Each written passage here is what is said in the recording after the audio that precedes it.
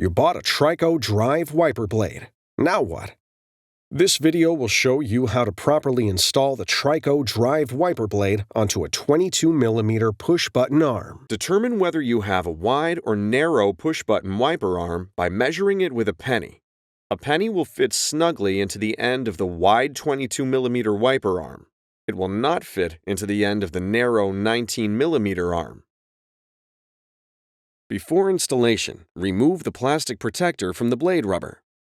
With this arm type, it is necessary to remove the pre-attached adapter on the wiper blade and replace it as follows with adapter BC. Identify the release tab for the pre-attached adapter.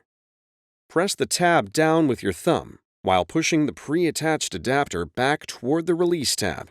The adapter will disengage from the blade. Discard it. Locate adapter BC. Lower adapter BC into the cavity in the top of the blade. Slide adapter BC in the opposite direction of the release tab until it clicks in place. Adapter BC must lock onto the blade before proceeding to the next step. Holding your thumb on the front of the adapter, push the back end of the adapter into the open end of the wiper arm.